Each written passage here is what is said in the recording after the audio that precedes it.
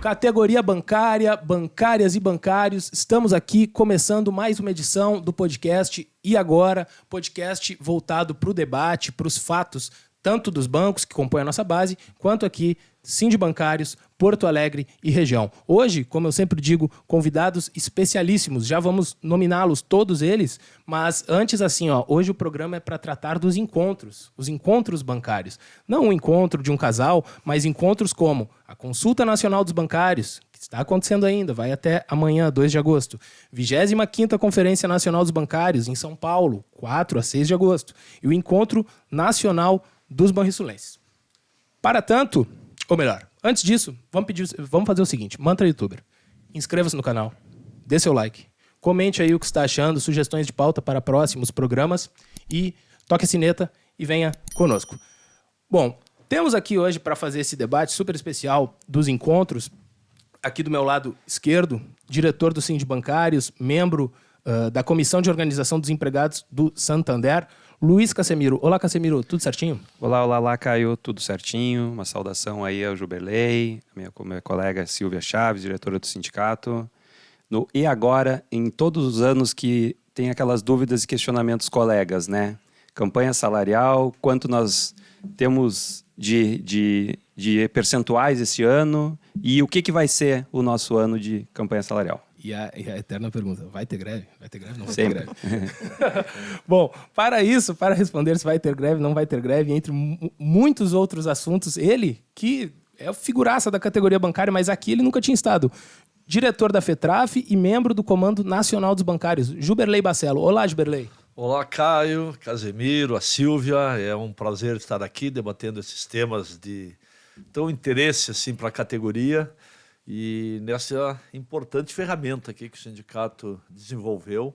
Então é um privilégio para mim poder estar aqui debatendo esses assuntos hoje. Curtiu? Tá bonito? Tá muito bonito, com certeza. É isso aí.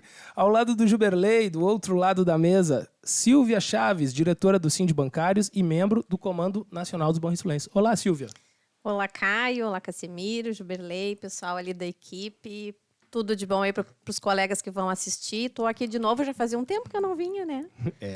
Estou aqui de novo, vamos falar sobre esses assuntos aí. Mas é isso aí. Não é a primeira, nem será a última, com certeza. Bom, a gente vai começando, entrando na nossa pauta, relativa à Consulta Nacional dos Bancários, né? Matéria do nosso site, de 7 de julho de 2023, aberta a Consulta Nacional dos Bancários. Pautas serão debatidas na 25ª Conferência Nacional dos Bancários. Essa consulta é online, a 25ª Conferência Nacional é presencial lá em São Paulo, que a gente falou ali en passant, agora vamos debater mais de forma mais focada.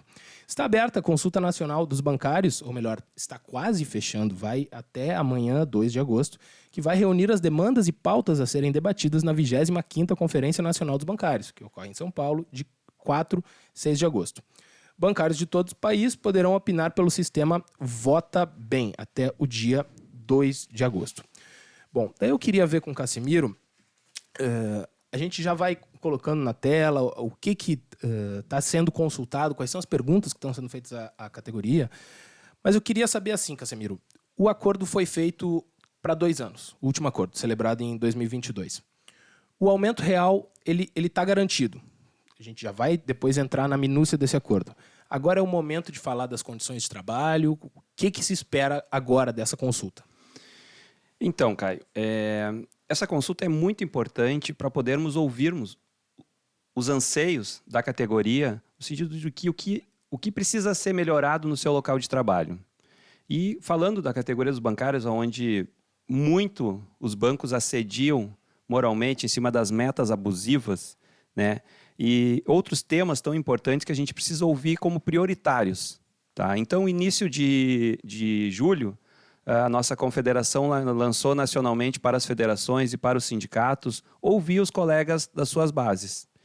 E nós estamos fazendo isso, ouvindo o que os colegas veem como prioridade, porque, bem como você falou, este ano o nosso aumento real está garantido. Será INPC, mas 0,5% de aumento real. É importante salientar isso, porque historicamente a categoria vem tendo aumento real. Uma das poucas categorias, inclusive. Então, assim, agora, mas mesmo assim nós precisamos continuar debatendo. Chegou o momento de não debatermos mais só índice. Isso fica para o ano que vem, a questão econômica. Mas nós precisamos debater melhores condições de trabalho. Porque é isso que está pegando muito dentro dos locais de trabalho. Os colegas estão adoecidos. Os próprios dados estatísticos da Previdência Social dizem isso. Vejam bem. A categoria bancária ela representa 1% do emprego formal. Quando, no sistema previdenciário, representa 25% dos adoecimentos.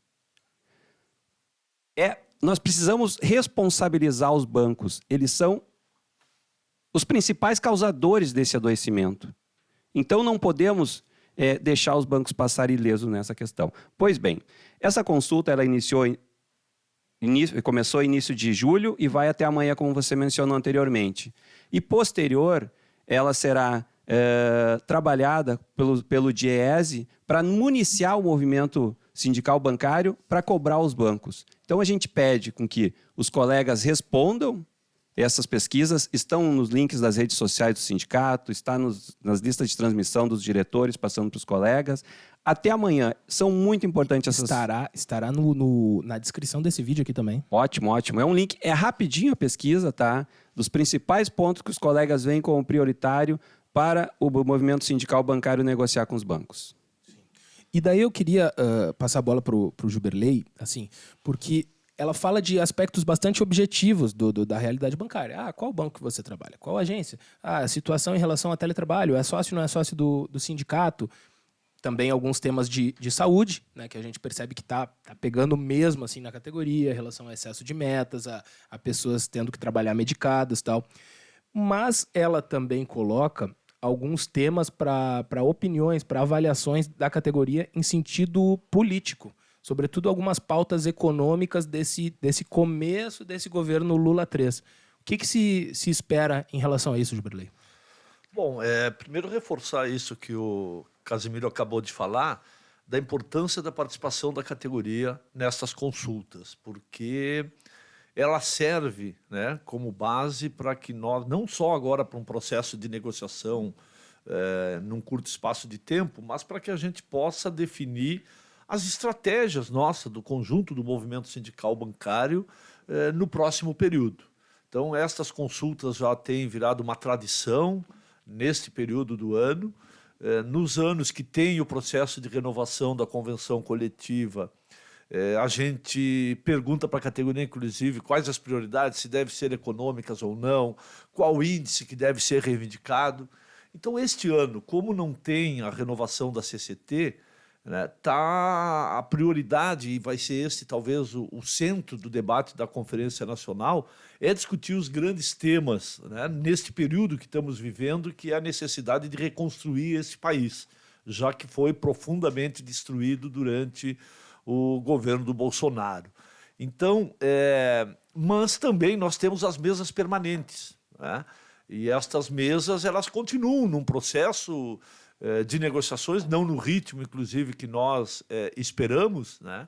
Mas é por ali que a gente deve canalizar, né, esses temas que estão lá colocados na mesa. E hoje, com certeza, a mesa permanente mais importante é a mesa de saúde, né, por conta do que vive a categoria bancária, fruto da forma, né, que os bancos hoje gerenciam o trabalho, né? O Casimiro acabou de citar esses dados alarmantes, né, do adoecimento, e não precisaria nem desses dados, porque a gente tem visto isso no retorno que se tem dos sindicatos, da própria categoria, o quanto o trabalho bancário hoje é responsável pelo adoecimento, ou pelo menos pelo sofrimento mental da categoria. E os demais temas são esses temas, então, que são temas que estão em debate hoje na sociedade brasileira, como a questão da taxa de juros, a questão tributária, e que são questões que interessam, sim, a categoria bancária. Não só a categoria, né? Porque interessa o conjunto do povo brasileiro, mas interessa também a categoria bancária. Eu tenho repetido que muitas vezes nas nossas campanhas, na renovação do acordo, a gente trava uma verdadeira batalha por um aumento real de 0,5%, 1%, né? E a gente muitas vezes não percebe que, por exemplo, o congelamento da tabela do imposto de renda acaba nos tirando, né, o resultado dessa batalha. Porque a tabela congelada faz com que todo ano a gente pague mais impostos de renda. A mordida do leão aumenta. Exatamente. Então, quer dizer, isso é um tema que interessa do ponto de vista até econômico da categoria, não só do tema do ponto de vista político, de ter um país com uma tributação justa, regressiva e não como é hoje, né, que quem ganha menos paga mais. E, por exemplo, os acionistas não pagam imposto de renda sobre os seus dividendos. Quer dizer, isso é um debate que a gente tem que fazer, a categoria tem que ter conhecimento primeiro, porque muitas vezes a gente ignora como é que funciona a tributação no país, e por isso, então, o Comando Nacional este ano tirou como estratégia, né, para o processo de conferência e para a própria consulta, ouvir a categoria sobre esses temas. Né? Ouvir sobre esse tema específico do adoecimento, porque é algo alarmante, né, e que tem um espaço de negociação que é na mesa permanente, então, portanto, precisamos pressionar a FENABAN no sentido de que essas mesas aconteçam numa celeridade melhor do que vem acontecendo hoje, mas também envolver a categoria nesses grandes debates, né, desses temas mais nacionais, como a questão tributária ou a questão da política de juros altos, né, que também tem como consequência para o conjunto da classe trabalhadora essa conjuntura que a gente vive hoje, uma conjuntura de desemprego, de arroxo salarial,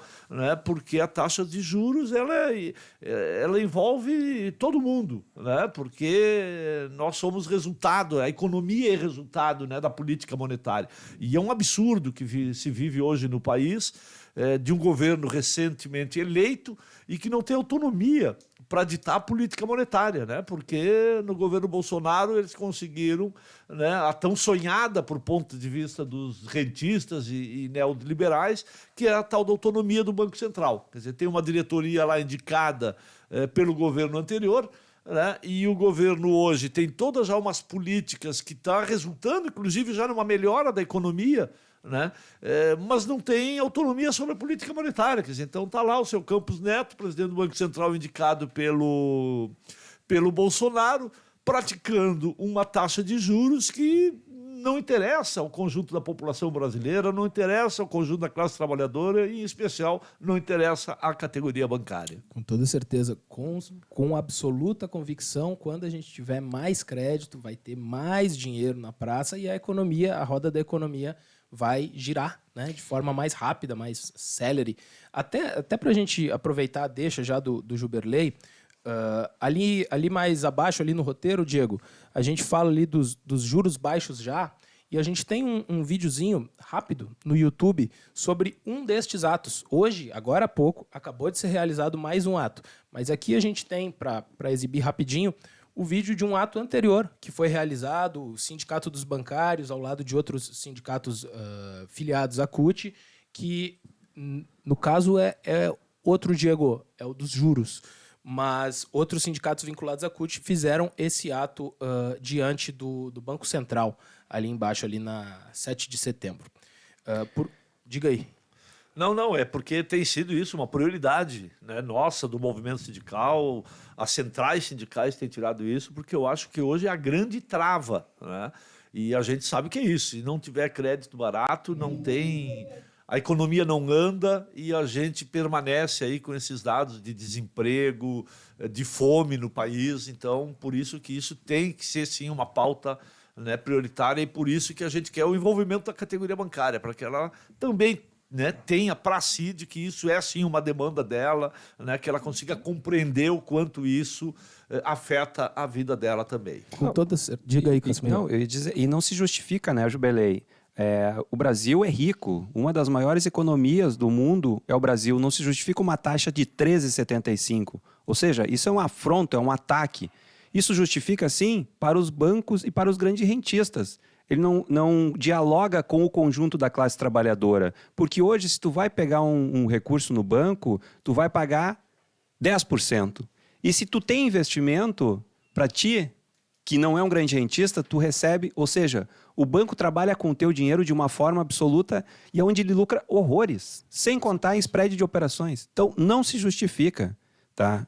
O Brasil tem uma das maiores taxas do mundo. E outra coisa que eu queria adicionar é que a taxa de juros alta, ela é ligada ao adoecimento bancário, porque as metas continuam as mesmas, continuam altas, o bancário continua sendo cobrado, né? Então, tudo é uma ligação, Sim, um link. E difícil pra caramba de vender, né? Sim. Pô, como é que tu vai vender produto com esses juros Exato. aí? Pô, complicado pra caramba. Só antes da gente rodar o vídeo, citar aqui uma informação, matéria nossa de 4 de maio de 2023, falando justamente dessa questão da taxa de juros.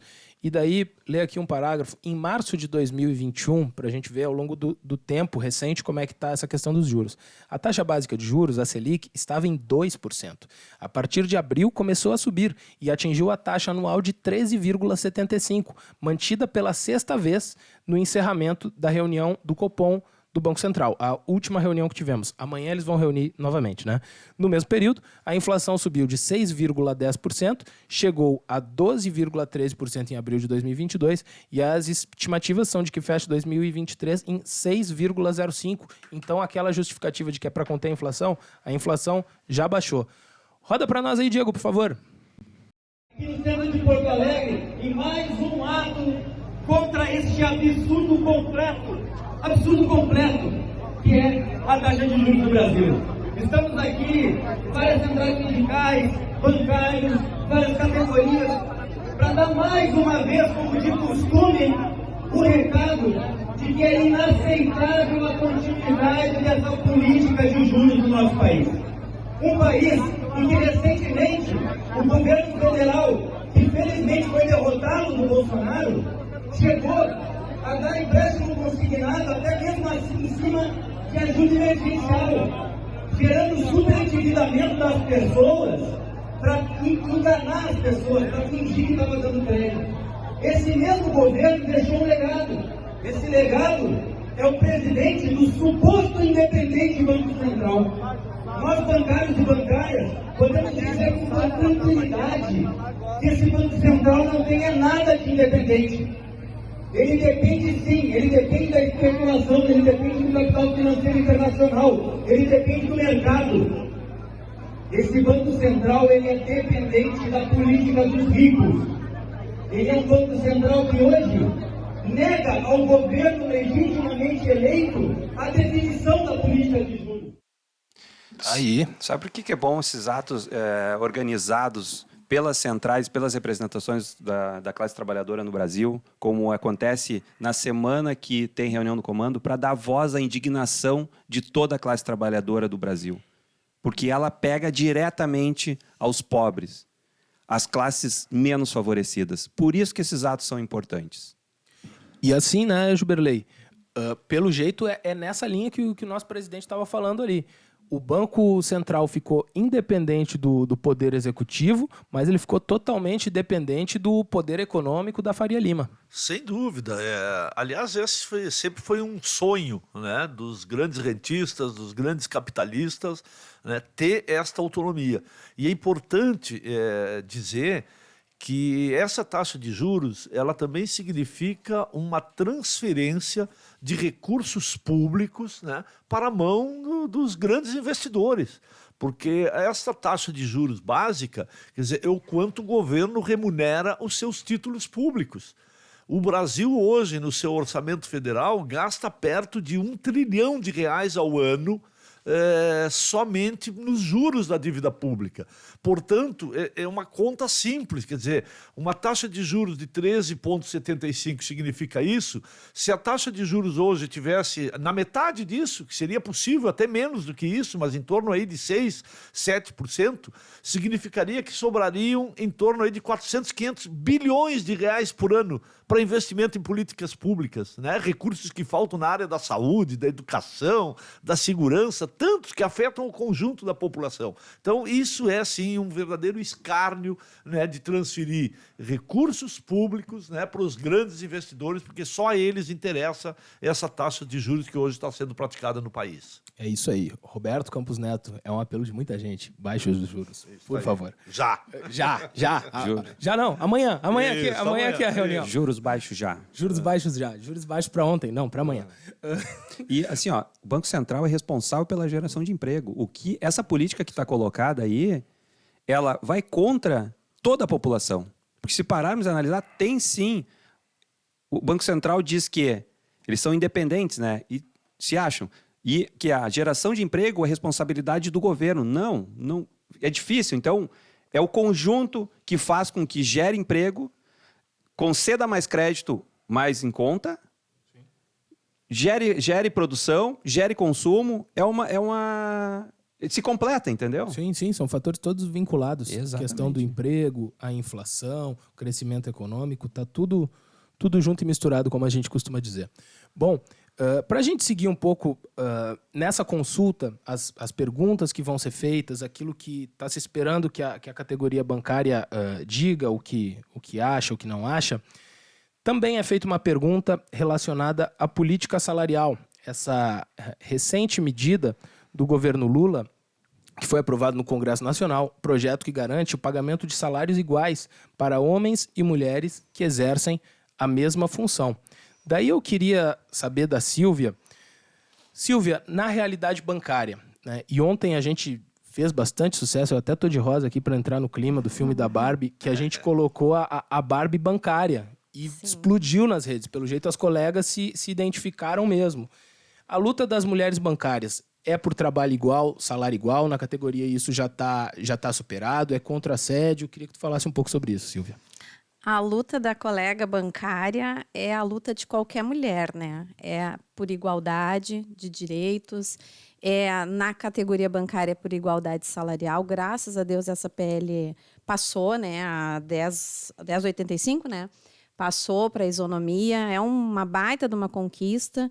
E porque assim, nós somos 44% de mão de obra de trabalho é mulher, né? Na categoria bancária, 22% recebem menos do que os homens, tá?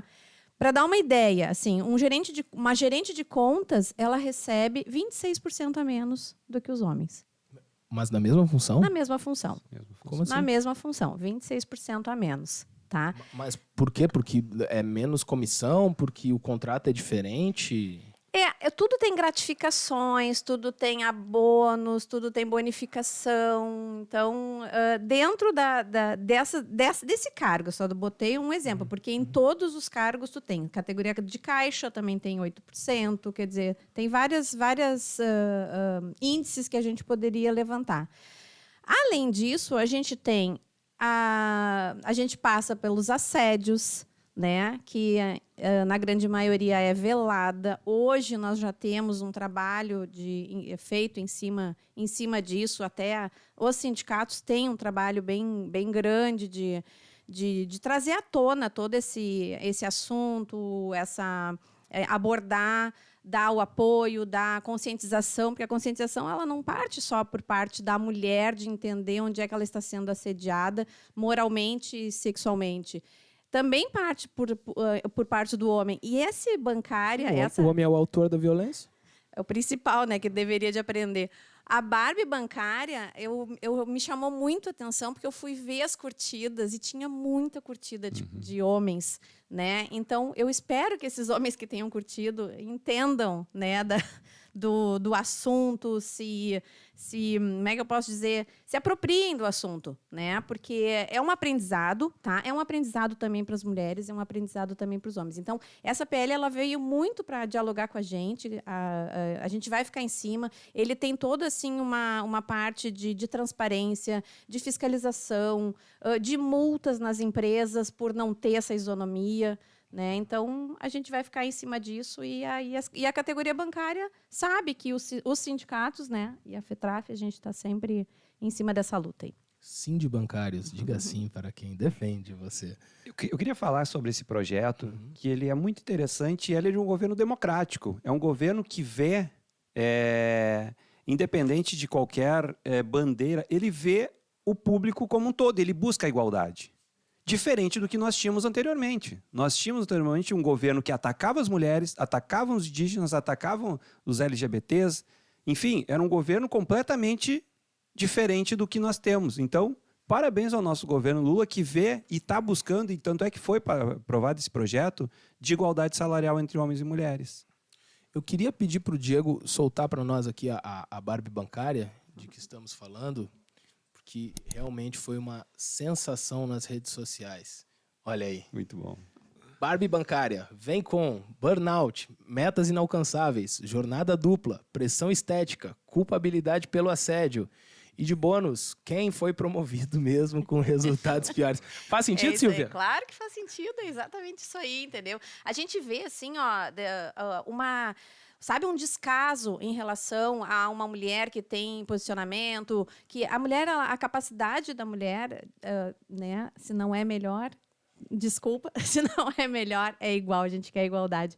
Mas a gente vê exatamente isso. Essa expressão estética que está dizendo aqui, nossa, a gente vê isso demais nos bancos privados, a necessidade de estar de salto alto, de estar maquiada, e ao mesmo tempo ela é assediada e aí ela é culpada porque ela estava com uma saia, porque parece que a culpa é da mulher, né, quando ela precisa garantir que a pressão estética que ela passa dentro do banco seja cumprida. Então, a gente vê muito isso no banco privado, banco público a gente quase não vê isso, mas no banco privado a gente vê bastante disso. A jornada dupla e tripla, né? Não é nem dupla, não é só dupla, porque a mulher, além dela trabalhar, ela estuda, ela cuida da casa, ela cuida do filho, né? É uma jornada... Teve comentário nesse sentido no post. Não é dupla, não. É tripla. É muito mais. A mulher faz muito mais, sabe? E assim, ó, isso é muito legal, porque às vezes a gente vê, assim, ó, alguns homens que dizem assim, eu vou ajudar a minha mulher na casa. Não.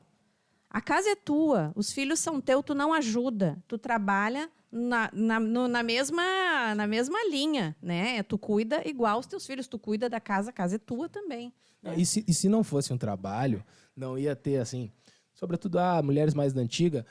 Qual a profissão da senhora? Eu sou do lar. Uhum. Porque realmente, pô, vai cozinhar para, sei lá, 4 bocas todo dia, 4 filhos, vamos supor, 4 filhos. Meu Deus, isso é um trabalho, gigantesco. Lava a roupa, passa a roupa, varre o chão. Pô, é um baita de um trabalho.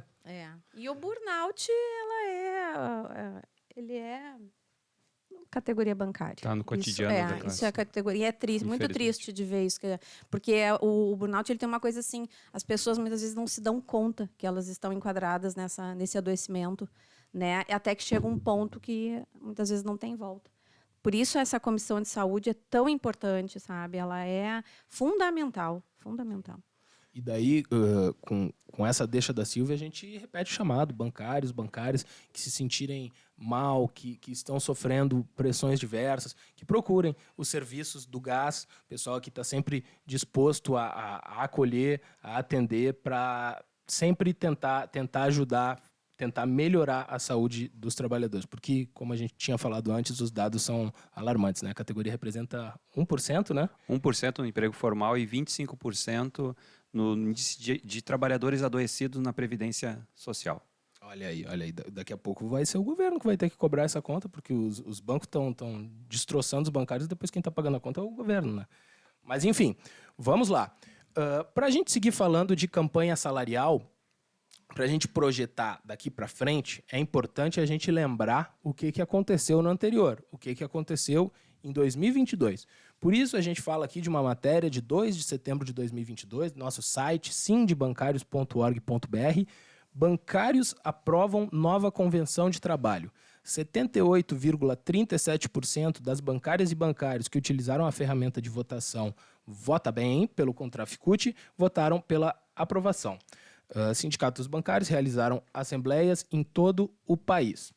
O acordo foi fechado após 2 meses e meio de duras negociações, nas quais o Comando Nacional dos Bancários precisou arrancar da Federação Nacional dos Bancos, a FENABAN, uma proposta para 2022 e 2023, com reajuste de 8% nos salários, aumento de 10% nos vales, VA e refeição. Além ali de um adicional de R$1.000 em vale alimentação a ser creditado em outubro de 2022. Juberley, tu que estava nesses 2 meses e meio, estava lá negociando com os caras, fazendo cabo de guerra o tempo inteiro na mesa. Foi difícil arrancar isso, mas tivemos avanços reais. Sem dúvida nenhuma, né? Nós temos que nos orgulhar do processo de negociação, de renovação dos nossos acordos coletivos. E isso não é de agora, né? Vem desde a década de 90, quando foi implantado o neoliberalismo no país, onde a gente vem resistindo e conseguindo manter as nossas conquistas, né? Então, não foi diferente em 2022. Quer dizer, a disposição que os bancos vieram para a mesa era não só de ter proposta rebaixada, mas de retirar conquistas, né? Eles insistiram na mesa de negociação, né, de recuar na participação de lucros e resultados, não queriam chegar nem perto da inflação.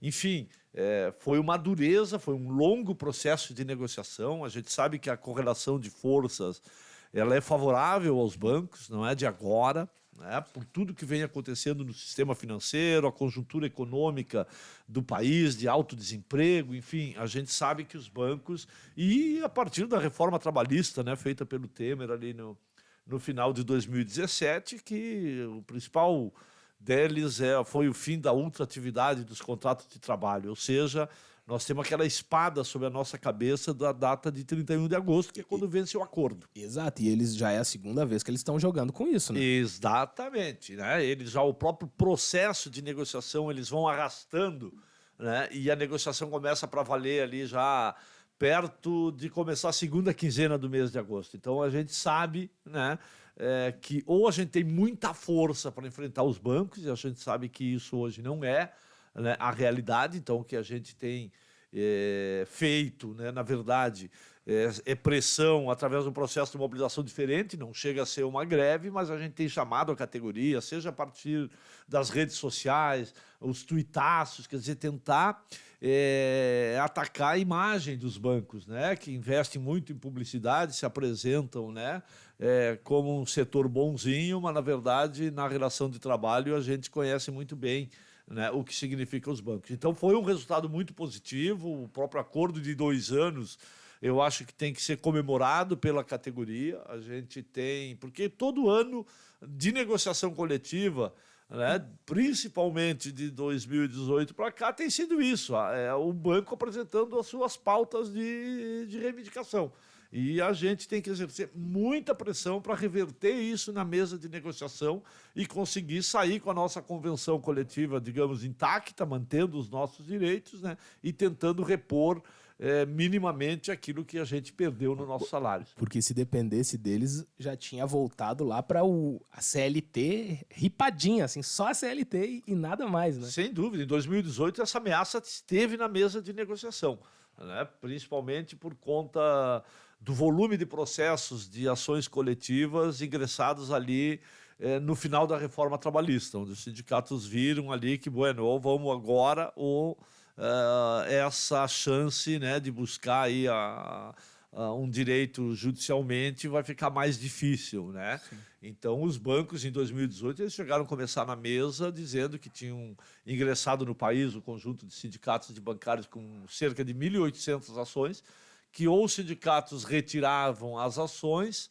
né, ou não teria mesa de negociação coletiva, não teria mais por que ter acordo coletivo de trabalho, né? E a reforma trabalhista dava esse poder a eles. Então foi desde lá que a gente vê que a manutenção dos nossos direitos tem sido algo fundamental. Porque é isso, numa conjuntura desfavorável, a gente elabora, claro, a nossa pauta de reivindicações, né, traça toda uma estratégia para ampliar os nossos direitos, mas a gente sabe que se a gente sair da campanha mantendo o que tem, já é uma grande vitória. A gente já tinha vivido isso lá na década de 90 e hoje estamos vivendo uma conjuntura muito semelhante, né? Que se a gente sai da campanha com os nossos direitos, já é uma grande vitória. Então, tu garantir isso por 2 anos te dá um fôlego maior, né? Eu queria pedir assim para o Diego colocar aqui na tela a matéria da Contraficut, bancários arrancam propostas com conquistas, e daí ela tem no meio um card falando do comparativo daquilo que os bancários conquistaram em 2022,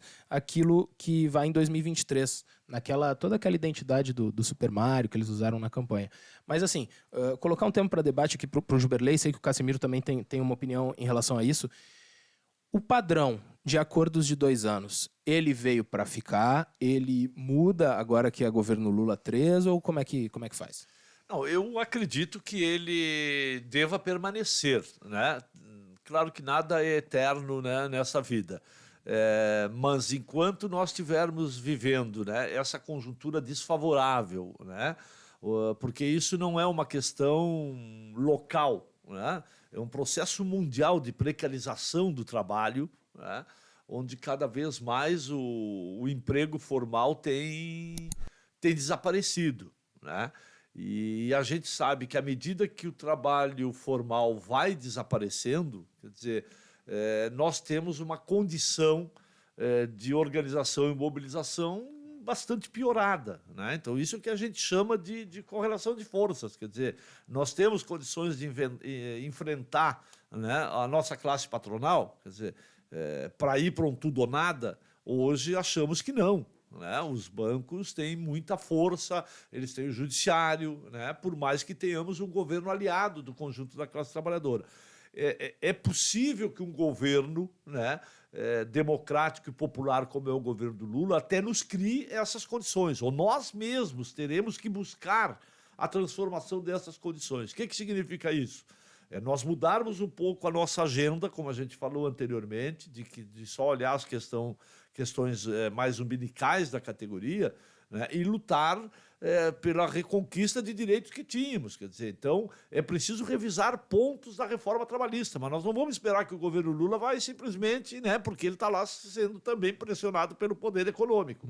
Então, tem que partir de um processo de mobilização do conjunto da classe trabalhadora, fazendo com que se altere, né, algumas hoje leis trabalhistas, né, que nos deixam mais desfavorável ainda essa correlação, como é a questão da ultratividade dos contratos de trabalho.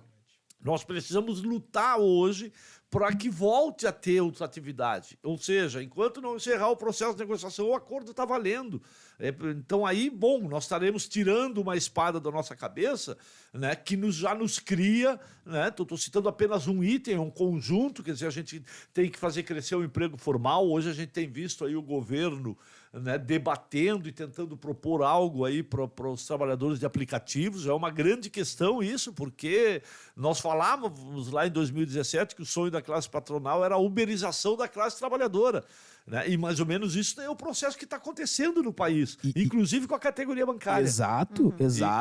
Porque a classe média de início achou, a uberização vai pegar só motorista de aplicativo. Não. Ela vai pegar todo mundo, só que ela vai chegar aos poucos nas categorias assim mais, sabe, com mais direitos e tal. Exatamente. Hoje nós já temos o bancário autônomo, né, que está crescendo no país. Quer dizer, personal banker. Exatamente. Quer dizer, então, é preciso que a gente altere, né, essas questões para criar uma condição mais favorável para um processo de negociação, né? Bom, a partir daí, talvez a gente até reavalie, não tem, né? Talvez, eu sempre digo, o bom era ter um acordo onde tu estivesse negociando permanentemente a qualquer alteração da conjuntura econômica, principalmente, né? Porque quando a inflação dispara, às vezes um ano até, né, é muito tempo, né? Nós já tivemos, eu sou oriundo de uma época que a categoria fazia 2 greves por ano, porque a inflação era tão alta que um ano era muito tempo, corroía demais o salário.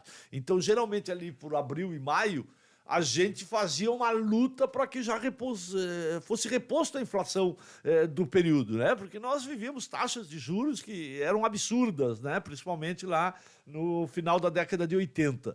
Né? Então é isso, quer dizer, eu acho que os 2 anos para esta conjuntura, para esta legislação, ele é uma conquista para a categoria, mas esperamos que a gente consiga reverter, né, tipo essas questões que eu levantei aqui, ultratividade, emprego formal e um conjunto de outros, né, para que dê, por exemplo, era um sonho nosso o contrato coletivo de trabalho. Hoje a gente nem levanta essa bandeira diante dessa correlação completamente desfavorável, né? Porque o patrão tem esse poder, né, de desempregar, de demitir, né, um trabalhador, né, e que poderá fazer isso porque ele se mobilizou para reivindicar melhores condições de trabalho, melhores salários, enfim, né? Então é isso, a gente precisa lutar por questões que nos igualem essa correlação de força, e aí sim a gente pode estar reavaliando se os 2 anos devem ser revistos ou não. Vai, Casemiro, 2 anos para ti. Não, te agrada ou não te agrada? Num cenário assim, ó, se nós analisarmos, são 3 negociações com 2 anos de garantindo os nossos direitos e assim, são 6 anos que nós passamos por um momento terrível no governo federal. Primeiro, um golpe, onde veio um governo que implantou uma reforma trabalhista com a questão do fim da ultratividade, pós reforma da Previdência, e depois nós tivemos um governo que praticamente destruiu o Brasil. Então, nós conseguimos resistir nesses 3 acordos e conquistando. E o Juba lembra, o novo negociador na FENABAN, quando assumiu, que é a Federação dos Bancos, que negocia pelos bancos, em 2018, quando ele assumiu as negociações na mesa, ele disse que a categoria dos bancários era uma categoria que tinha muitos benefícios e privilégios e direitos. E naquela oportunidade eles queriam construir convenções coletivas estaduais. Ou seja, ali já era o início de um ataque dizendo porque esse negociador ele negociava pelas montadoras. E o que são as montadoras hoje no Brasil? Completamente separadas. Perde a força. Por isso que a unidade é muito importante. E o que aconteceu? Nós, com a nossa unidade nacional, nós resistimos e temos o nosso acordo coletivo nacional. Esses dias eu estava conversando com uma colega e uma colega disse assim, eu não concordo com um colega do Nordeste ganhar a mesma coisa que eu. Tá, mas me explica por quê. Eu disse, não, porque o custo dele lá é menor. Eu disse, mas não justifica isso. Se o custo dele é menor, se ele está lá, pode ter sido por uma opção e tu também tem a opção de ir para lá. Então, tu não pode querer uma coisa em cima de... Não, e daí vamos dar uma invertida nela. E o colega de Brasília, de São Paulo, eu que coloquei custo maior Brasília, São mesmo. Paulo, Rio de Janeiro, dos grandes centros, né? E aí, Juba, tem uma questão também da remodernização do mercado de trabalho. No sistema financeiro não é diferente. E os números nos diz hoje. Nos anos 90, tu te lembra, era mais de 1 milhão de bancários na categoria. Bancários. Hoje está em 430 mil. Bancários dentro da nossa convenção coletiva. Só que, trabalhando para o sistema financeiro, são mais de 1,5 milhão. Por isso que nós estamos fazendo um debate de reorganização do ramo financeiro, e é muito importante isso. Mas eu queria voltar um pouquinho ainda para falar sobre a nossa convenção coletiva, que esse ano completou 30 anos. E não é pouca coisa. É o que eu falo para os colegas, porque hoje nós temos uma categoria teoricamente jovem, que entram já com uma convenção coletiva de trabalho com mais de 70 cláusulas, com direitos e benefícios. E esses direitos e benefícios foram conquistados com muita greve, muita resistência, muitos dirigentes na oportunidade sendo presos, perdendo seu emprego, como recentemente nós tivemos um caso de um colega do Bradesco que depois de 60 anos foi reintegrado. Lá na Bahia, não foi? A cena chega a ser emocionante. Ele assim, senhorzinho, tiozinho, assinando lá para voltar. Então, assim, ó, é justo, sim, que nós tenhamos uma convenção coletiva com todos esses benefícios? Sim, porque nós trabalhamos para um sistema poderoso, um sistema que manda na economia, tem portas abertas. Tinha portas abertas com o Guedes antes, agora tem uma relação mais de negociação, não é chegou e levou. Então, assim, é importante, sim, sempre ressaltar e lembrar aos nossos colegas que nós temos uma convenção coletiva pela nossa resistência, pela nossa unidade. Por isso que nós sempre convidamos os colegas para se associarem ao sindicato, para estarem juntos nesta luta. Porque a luta, ela não é feita com apenas um, ela é feita com a coletividade. Essa organização do movimento sindical é importante porque o sistema financeiro não tem coisa melhor para ele que a divisão da categoria, que seja enfraquecida, que a luta seja enfraquecida. Todas essas conquistas que a gente teve, elas vão ser desfeitas, assim como a outra atividade foi uma das coisas que a gente perdeu e era uma conquista, se perdeu, hoje tem que ser reconquistada. Né? Então, nada melhor para o sistema financeiro do que o enfraquecimento da luta do movimento sindical. E eles estão sempre pensando, desculpa, Juba, eles estão sempre pensando em alternativas para desmobilizar a organização dos trabalhadores. Com a reforma da reforma trabalhista aprovada em novembro de 2017, eles colocaram a questão da ultratividade. Mas depois eles ainda tentaram aprovar uma outra reforma, onde jogaram um balaio no meio e todas aquelas as organizações dos patrões não conseguiram passar na reforma trabalhista, jogaram para dentro e vão ver o que a gente consegue tirar mais da classe operária, que somos nós. Classe operária é toda a classe explorada, bancários, metalúrgicos, securitários, rodoviários, professores, segurança, saúde. Então, assim, é a classe trabalhadora desse Brasil. É isso aí. É isso aí. E a gente, a partir disso... na real, tem mais uma. Tem mais uma em relação à Conferência Nacional dos Bancários, que vai acontecer lá em São Paulo. Essa especificamente para o Casemiro. Casemiro, vai ter mudanças nas COIs? Agora vai ser um trabalho mais todo mundo junto, um pouquinho menos daquele jeito de atuar. Dia de mobilização do Santander, dia de mobilização do Itaú, dia de mobilização do Bradesco. Queria que tu explicasse um pouquinho. Então, como a gente sempre diz que a nossa unidade nos fortalece e nos torna mais resistentes ainda a um sistema poderoso. que nós tínhamos antes? Nós tínhamos organizações por banco, organizações de lutas, dias de luta. Foi debatido com os bancos públicos e os bancos privados, e a gente vê mais efetividade em fazer um dia de luta de todos os bancos. E não mais dia de luta Santander, dia de luta Bradesco, dia de luta Itaú, e sim organizarmos, e para isso está sendo construído nacionalmente, esses dias de lutas coletivo. Entendemos que terá mais efetividade, ouvimos todas as federações se posicionaram e achamos sim que tem mais efetividade essa construção. Porque eles atuam blocados também, né? Exato. Do nosso lado atuar blocado porque eles atuam blocados. Por quê? Nós até fizemos um debate de quais são as pautas principais dos bancos privados. Bom, primeiro, saúde, que é unânime, e não mais banco privado, banco público também, porque ele cobra tanto quanto o grande capital, que é bancos públicos. Às vezes eles perdem a noção da sua essência, que é fomentar a economia, que é fomentar, enfim. Então, não é mais só adoecimento dentro do banco privado, adoecimento público. Aqui dentro, no sindicato, a gente vê diariamente colegas do Banrisul, que é o nosso banco, maior banco do estado, aumentou significativamente, Silvia. Tu acompanha isso, tu sabe. Então, assim, quais são os principais temas, pontos que unificam? Saúde, segurança, emprego. Emprego, Juberley. Entendeu? Tem caído muito o número. Nos últimos, 8 anos, caíram mais de 70 postos de trabalho, 70 mil postos de trabalho em bancos reduziram. Estudo do Diese. Então, é por isso, o emprego ele é muito importante para sustentação também da nossa convenção coletiva, porque quanto mais trabalhadores bancários, mais unidade, mais força nós temos para... Não, porque senão é aquele negócio, né? Olha ali a fila do desemprego. Tu quer reivindicar algo melhor? Te coloco pra rua, ó, tem 5 mil pessoas aí loucas para trabalhar aqui. Né? É o que a gente fala para os colegas, assim, eles não podem achar que aquilo é normal.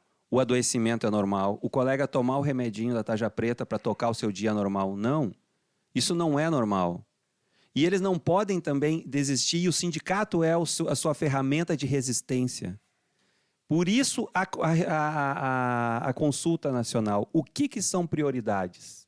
Para que a gente possa debater com os bancos os fatores que adoecem o local de trabalho. E eu falo para os colegas o seguinte, Silvia, Juba, se tu levantar da tua cadeira, porque às vezes os colegas não resistem e se afastam, alguns pedem demissão. Tem colegas que pedem demissão e vão fazer qualquer outra coisa, e não digo trabalhar em cooperativa ou financeira, até comércio. Entendeu? Porque ele adoeceu ou porque ele pediu demissão, e vai vir outro colega e vai sentar no lugar dele, ele vai ser explorado, ele vai adoecer, ele vai pedir demissão. Isso não pode ser normal. E o sindicato é a ferramenta para fazer essa resistência, essa luta para os colegas. É isso aí. E chegou a hora, vamos falar de Banrisul, vamos falar do grande banco do Rio Grande do Sul. Silvia Chaves, vem aí Encontro Nacional dos Banrisulenses previsto para setembro. O que os funcionários do Banrisul têm para debater em setembro? Bom, o que a gente está esperando, né? O principal ponto vão ser as metas, né? As metas já está na nossa realidade. Agora a entrada do segundo semestre foi um absurdo o que veio, assim, as metas totalmente inalcançáveis, né? Abusivas. Então, com certeza, isso vai ser uma pauta do nosso encontro. Outra pauta que vai ter é o plano de cargos, né? Plano de cargos, funções e salários, que nós conseguimos através de uma luta bem forte que foi feita, né? Conseguimos essas audiências com o Ministério Público do Trabalho, conseguimos até agora dialogando com essa nova presidência e talvez essa nossa nova diretoria que esteja vindo, conseguimos suspender por 150 dias, então, que era algo assim que estava deixando os colegas assim muito nervosos, porque esse plano de cargos e funções, ele vinha atrelado à abertura, a tu abrir mão do teu regulamento de pessoal, né? E o regulamento de pessoal, ele teve, foi suprimida muitas cláusulas de conquistas que a gente tinha que antes se tinha se colocado em mesa de negociação e com o passar do tempo, a gente então passou para esse regulamento pessoal para não precisar mais então negociar. E o que aconteceu é que eles queriam então mudar esse regulamento pessoal, o que ainda está num debate, tá? Porque hoje essa diretoria tem dito que o regulamento de pessoal que eles alteraram através de uma resolução 5083 já está em andamento, então nós precisamos revogar essa resolução, tá? E para isso nós precisamos esperar o que vai acontecer com o Fernando Lemos, né? Ah, pois é. Tá enrolado esse negócio? Tá enrolado, tá bem enrolado. Ele passou pela sabatina, a gente agora está aguardando que ele assuma. Assim que ele assumir, a gente vai poder saber qual é o corpo da diretoria que vai entrar, né? Porque isso muito nos interessa, saber quem é a diretoria que está entrando. E talvez conseguir fazer um diálogo, então, em relação a esse plano de cargos, porque eu acho que é muito importante dizer que o movimento sindical ele não é contra um novo plano de cargos, né? Pelo contrário, nós queremos muito um plano de carreira, né? Que é algo que a gente já debateu.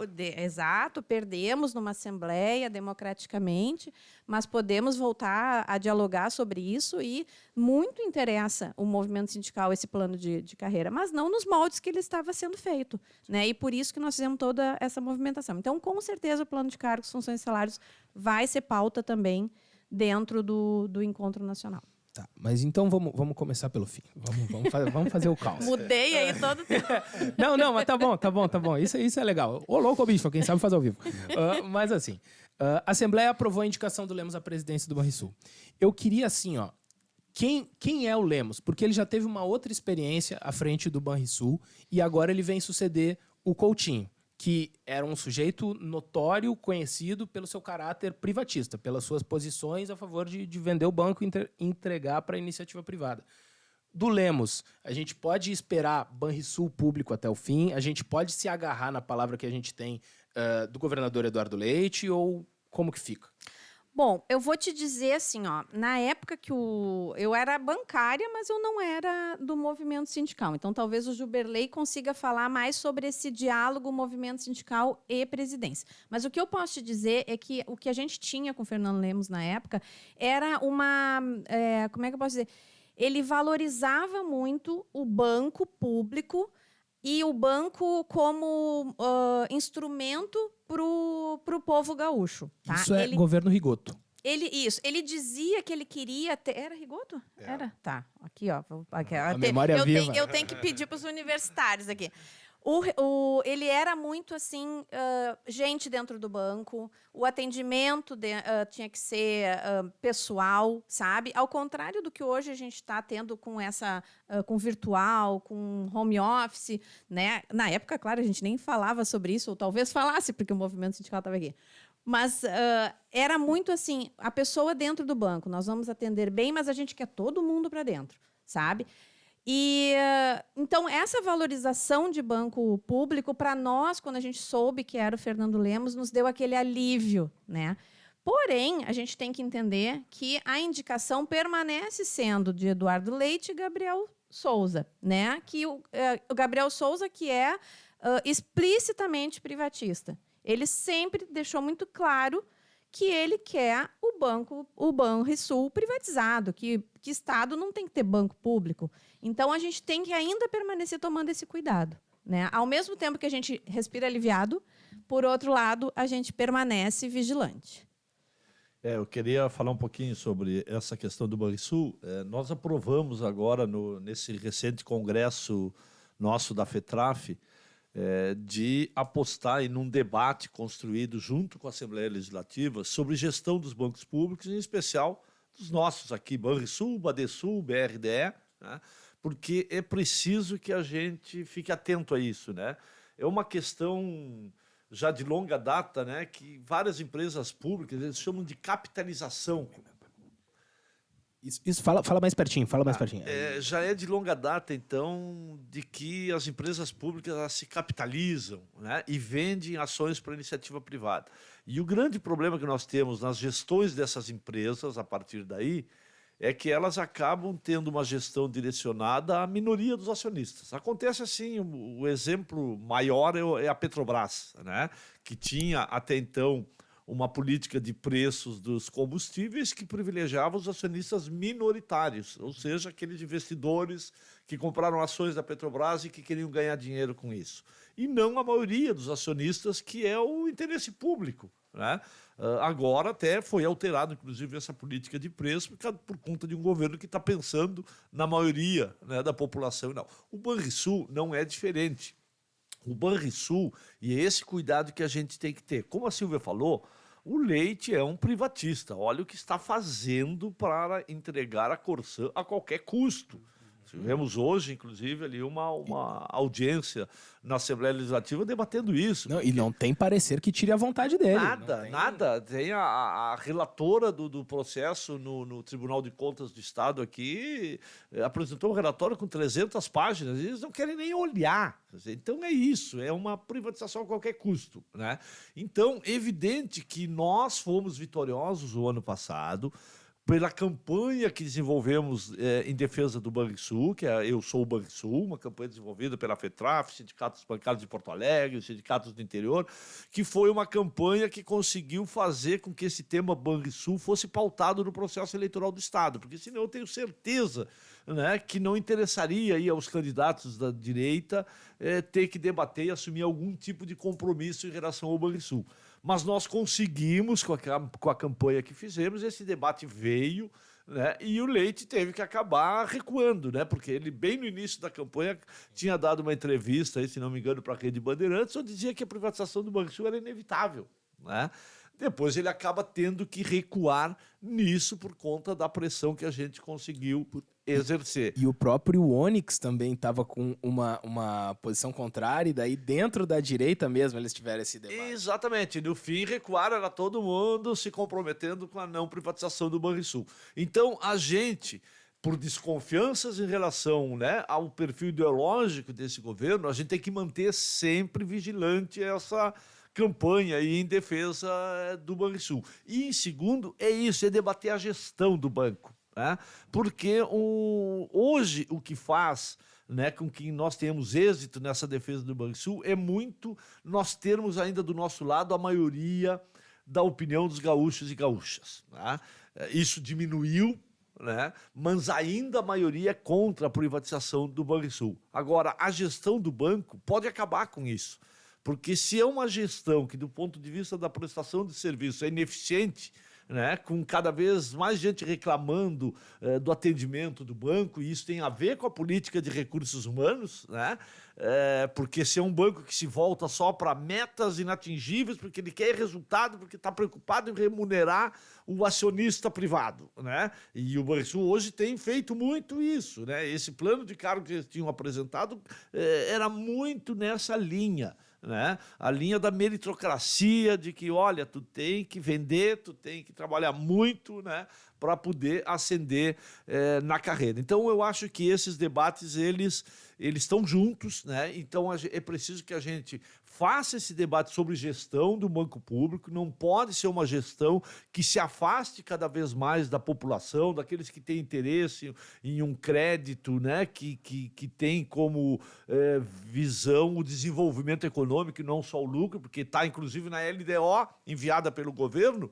que o Banrisul, a prioridade do Banrisul é o agronegócio e os grandes, né? Quer dizer, e não é isso que a gente quer um banco público que apoie aqueles que mais precisam de crédito. E é isso que faz com que a população continue defendendo, né, a necessidade de ter um banco público no estado do Rio Grande do Sul. Então isso é algo que a gente tem que estar vigilante, é um investimento que a gente vai fazer agora do movimento sindical, de que é começar a acumular em parceria com a Assembleia, fomos provocados em relação a isso, organizar um ciclo de debates com seminários que aprofunde, né, como é possível hoje ter a gestão de um banco público, né, que, claro, sustenta os seus gastos, né, a sua folha de pagamento, um banco humanizado, que trate bem os seus funcionários, mas que preste um serviço, né, que a população se orgulhe, de fato, de ter um banco público que ajuda ela no desenvolvimento econômico e social do Estado.